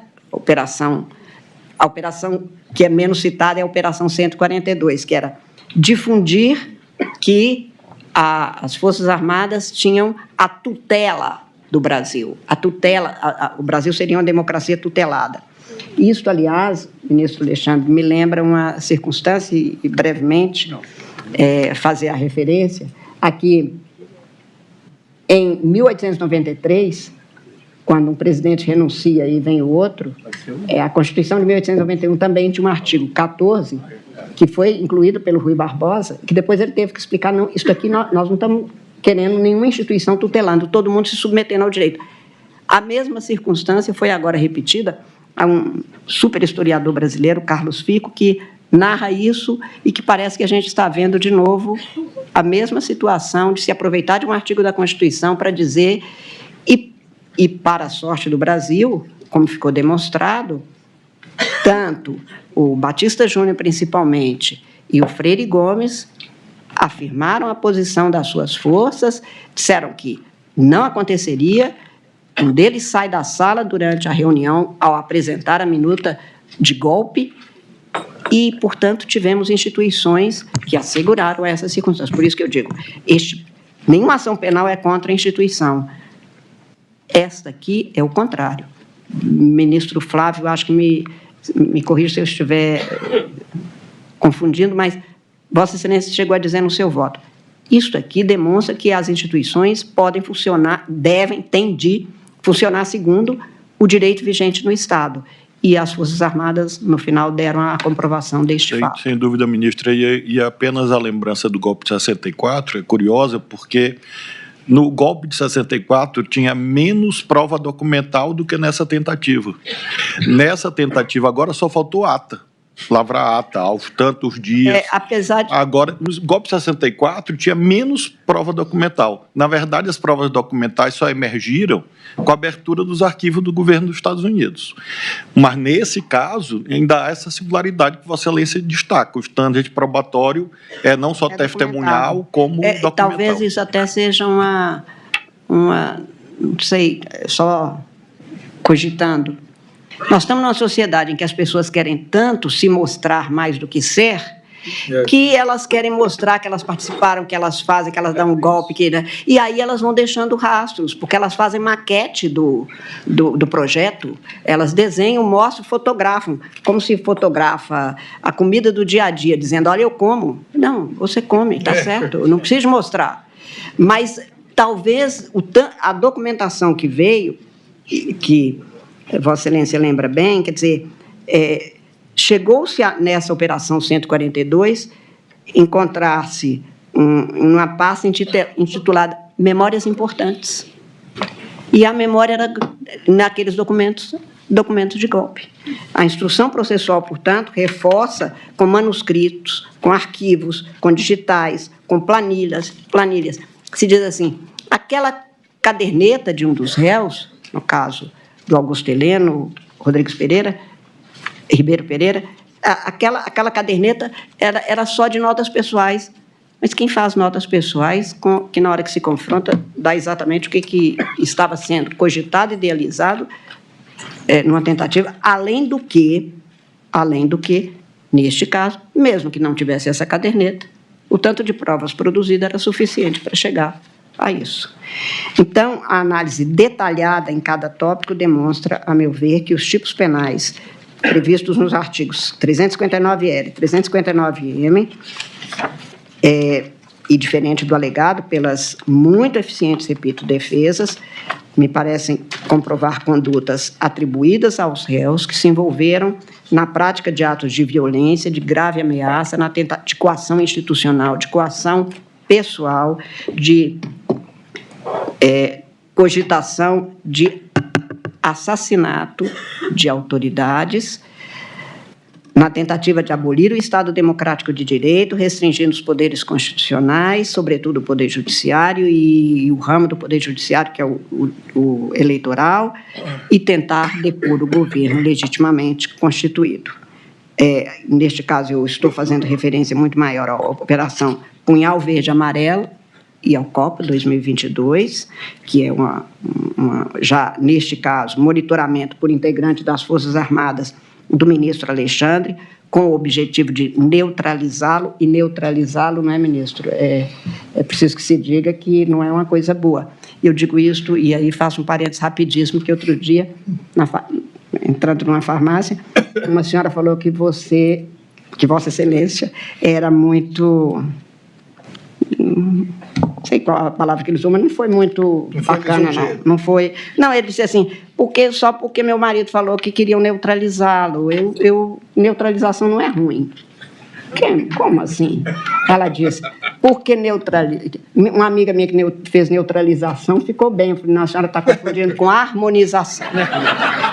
Harmonização, deixa-me explicar. Mas ela queria que eu fizesse também? Claro, ela achou que Vossa Excelência... Está difícil a vida. Ela achou que Vossa Excelência... Eu expliquei, eu falei, olha, a harmonização, do que me consta, é para a pessoa não ter problemas com as rugas do envelhecimento. E neutralização é para não ter problema de envelhecer.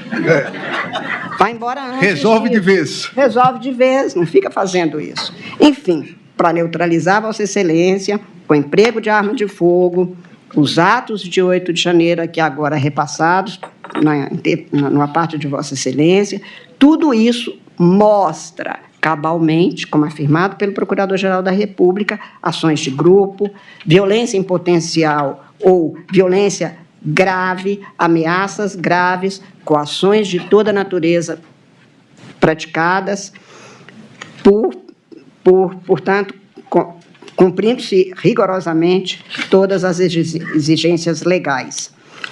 Por tudo isso, eu estou considerando que foi também dito aqui, apenas para lembrar, que haveria atos preparatórios, mas que não se começou a execução. Atos tidos como preparatório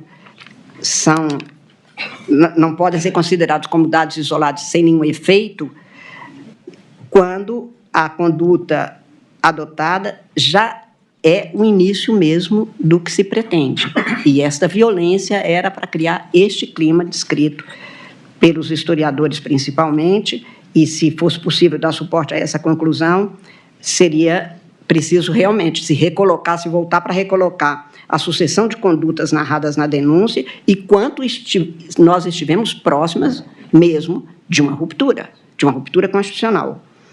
Para mim, a prova da presença de conluio entre essas pessoas, conluio no sentido de uma organização que se integra com os objetivos, e disso há uma farta prova produzida com a liderança do Jair Messias Bolsonaro.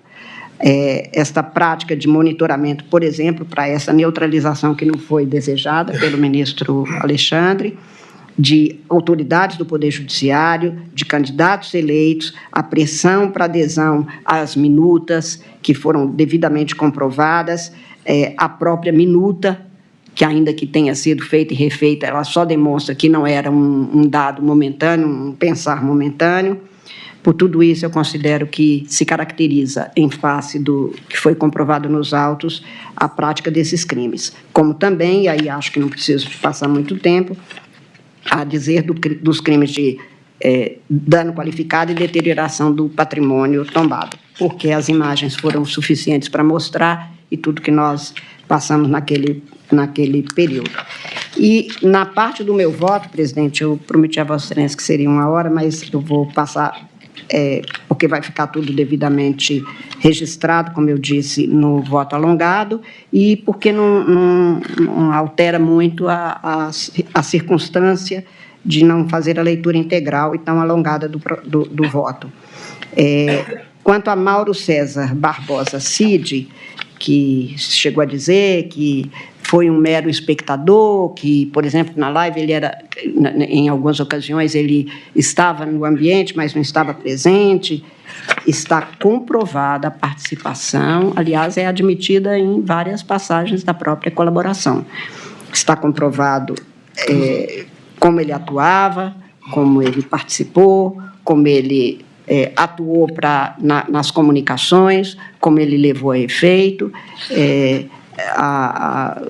recebia os documentos, repassava os documentos, garantia que se mantivesse o ânimo de todos os integrantes, ou os que poderiam participar, estava em sintonia permanente com os discursos, as estratégias adotadas pelos outros integrantes da organização criminosa, Jair Messias Bolsonaro, Augusto Heleno, no contexto do envolvimento na linha da própria organização criminosa, comprova-se a atuação dele na produção de prova que serviu de base a uma falsa investigação sobre as eleições.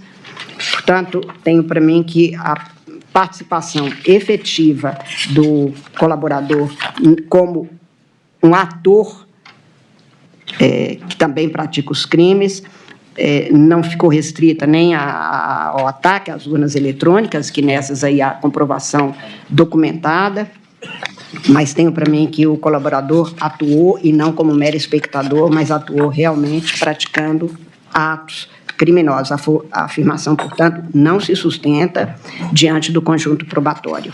Eu estou fazendo a transcrição dos dados, as declarações que foram dadas nos diálogos extraídos, inclusive, do celular do réu colaborador, as comunicações com os kids pretos, e, diferente do alegado, portanto, no próprio interrogatório, nas alegações finais, houve um envolvimento, houve a interlocução com os manifestantes, era solicitada orientações, estudo está devidamente revelado e comprovado, registros de entrada e saída em todas as ocasiões. Portanto, eu estou concluindo nessa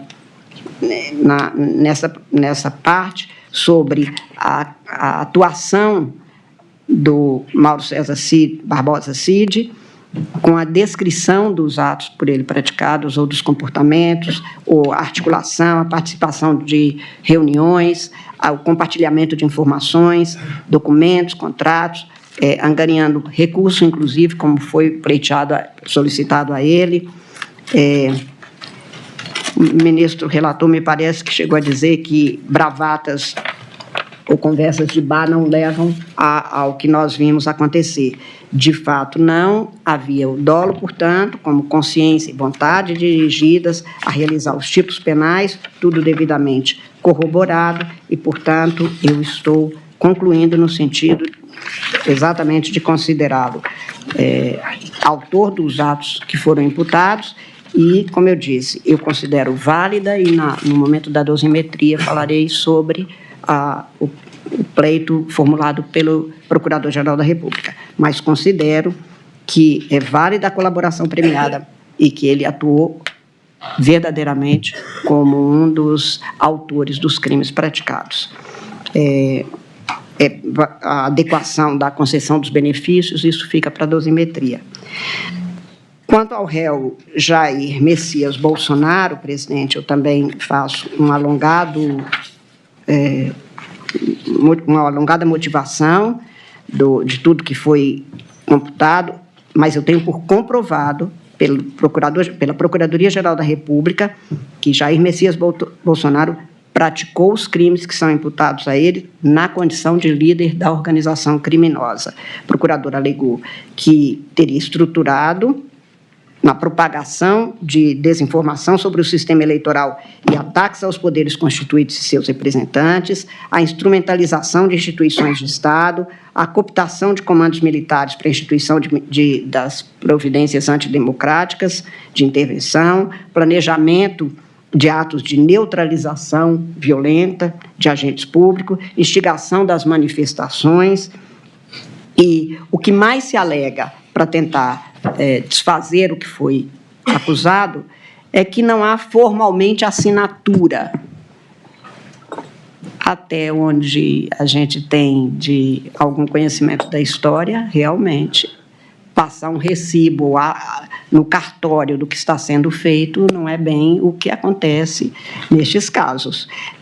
Diferente do alegado, aliás, ele não foi tragado para o cenário das insurgências, ele é o causador, ele é o líder de uma organização que promovia todas as formas de articulação alinhada para que se chegasse ao objetivo da manutenção ou tomada do poder.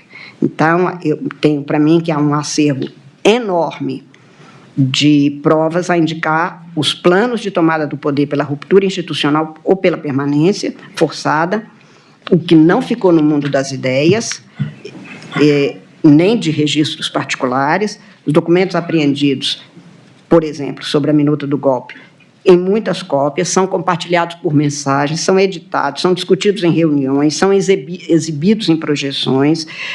O que se afirma que foi resumido por fulano só corrobora mais e mais, e, portanto, não se cuidam de atos preparatórios.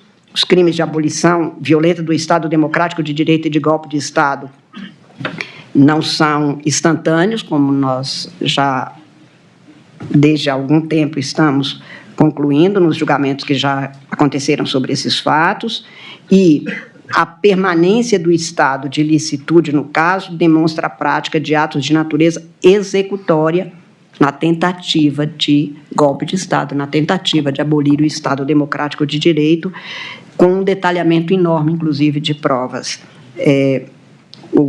No caso da propagação de desinformação sobre o sistema eleitoral e ataques aos poderes constituídos, como aqui ficou largamente demonstrado, esta participação do réu, que deu início efetivo a essas ações de propagação, atingindo exatamente um grupo muito grande da sociedade brasileira, é permanente de junho de 2021 até o acontecimento que nós temos como sendo o ponto culminante deste processo.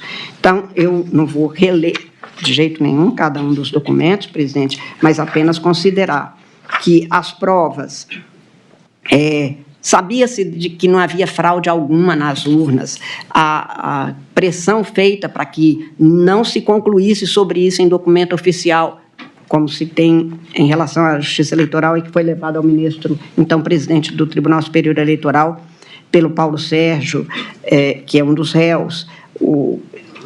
Tudo que a gente tem é demonstrando rigorosamente este encaminhamento no mesmo sentido. E a mesma coisa, a instrumentalização de instituições de Estado, que aqui também fica demonstrado. Quer dizer, são objetivas as provas pela atuação do réu, no sentido de promover, provocar, pressionar para o desvio de finalidade com propósitos de erosão democrática das instituições, valendo-se dos agentes, e isto nós tivemos a saciedade. Nós que estávamos no Tribunal Superior Eleitoral em 2022, ministro Alexandre como presidente, procurador-geral da República como o vice-procurador-geral eleitoral, somos o tempo todo testemunhas não da causa, mas pudemos assistir como isso aconteceu e que não pode ser desmentido porque são fatos. E também está comprovado nos autos. Todas as conversas dessa instrumentalização também eu fiz questão de incluir. Foi prática corrente essa instrumentalização para a consecução dos objetivos, direcionada e atuada pelo réu Jair Messias Bolsonaro. Portanto, para mim, este item também demonstra mais e mais esta prática. Houve cooptação de comandos militares para a instituição de medidas antidemocráticas também ficou, acho, devidamente demonstrado. Enfim, tenho para mim que, no caso específico da liderança, isto fica muitas vezes demonstrado, inclusive nos depoimentos das testemunhas, ao dizer que foram chamados, por que saía, por que isto fica devidamente demonstrado. O plano de neutralização violenta de agentes públicos também já ficou demonstrado. O documento punhal verde e amarelo, como foi criado, qual era o objetivo, o que se pretendia, a instigação das manifestações violentas e antidemocráticas, aí há um vastíssimo material a comprovar. Os objetivos ficam claros e, portanto, aqui eu tenho para mim, como já foi feito pelos votos, nos votos, principalmente a partir do voto do ministro Alexandre, que está comprovado. Quanto ao Alexandre Ramagem Rodrigues, na parte que está aqui sob julgamento, porque é uma parte suspensa por determinação, como nós já lembramos, até o período em que ele permaneceu, ele integrou de maneira livre e consciente, não se há de dizer que são os mesmos horários as mensagens, as mensagens de texto, os arquivos. A defesa procura mostrar que há uma desvalia nesta prova, que seria um print de tela aqui e ali, mas o Alexandre Ramagem Rodrigues confirma no interrogatório o envio da mensagem, a proximidade temporal entre as datas da última edição de um arquivo, por exemplo, logo depois da transmissão da live, ele diz que ele não tinha nenhuma ascendência sobre os servidores, mas os servidores afirmam que atendiam à determinação que era feita e, enfim, também fica para mim devidamente demonstrada a participação no período em que esteve, portanto, num período menor e que não chega a ter a eficácia para produzir o mesmo tipo de consequências que foram produzidos. Mas tudo isso que foi produzido, inclusive, e aí é importante dizer, a chamada ABIN paralela, que, na verdade, é uma arapongagem ilícita, que não pode, em nenhum momento, ser aceitável em nenhum Estado democrático. Sobre isso, em outros julgamentos, nós, no Supremo, já julgamos. Tudo isso é preciso que se afaste, mas que aqui fica devidamente demonstrado em larga escala. Quanto ao réu Almir Garnier Santos, que também teria que integraria a organização criminosa, tenho para mim, presidente, que há prova de participação, os outros comandantes das outras armas certificam isto, e, portanto, acho que também neste caso, e o que se transcreve na instrução, por exemplo, dos depoimentos do Batista Júnior, do Freire Gomes, a defesa, quando indaga o Batista Júnior, se confirmava a participação dele e que sabia, portanto, de que se estava falando, não era uma reunião sem que se soubesse do que estava falando. Isto tudo foi devidamente confirmado. Eu estou, portanto, também, neste caso, concluindo no sentido de que é controversa a participação do réu na organização criminosa que tentou abolir o Estado Democrático de Direito, e, sob o crivo do contraditório e ampla defesa, foi produzido prova que, para mim, autoriza a conclusão no sentido de aceitar o pedido de condenação deste réu. Principalmente, neste caso, por tudo que se demonstrou de que, não apenas diferente dos outros, ele atuou, ele que chamava as reuniões, ele que mostrou documentos, e isto tudo junto, portanto, com as consequências que nós tivemos depois. Quanto ao réu Anderson Gustavo Torres, eu tenho para mim que está amplamente comprovada a participação dele. Este réu era o responsável, era o titular do Ministério da Justiça, ele participou de lives com o presidente. A defesa afirma que ele ficava mais calado, que limitava-se a ler trechos da Polícia Federal, que a participação dele, que é imputado a ele, que seriam recomendações que ele lia, e no caso da Polícia Rodoviária Federal, que ele não teria determinado nada. Isto tudo é o contrário do que se prova, e aí, neste caso, com a comprovação muito nítida, muito direta. A circunstância também de se dizer que ele teria viajado, e a circunstância dessa viagem, são, ao contrário do que alega a defesa, com todo primor, com todo gosto, mas o que se tem é exatamente o contrário, a comprovação de que a viagem e as férias começariam no dia 9. Ele se ausentou do país na antevéspera, do que seria o início desse período.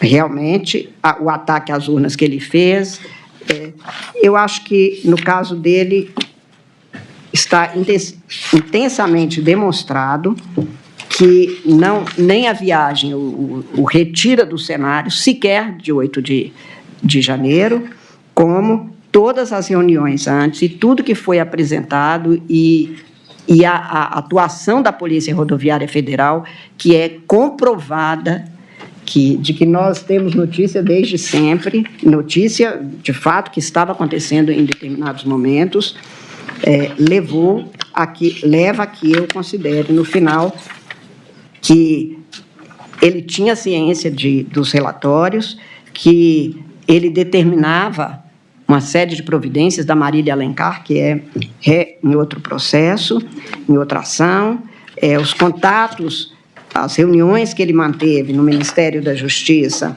não eram comuns, não são situações, portanto, rotineiras, e, enfim, eu tenho para mim que, como ministro da Justiça, atuou ativamente, como eu disse, não tem nada a ver com o Ministério da Justiça, tem a ver com uma atuação específica. Quanto ao réu, presidente, aqui pulo para não...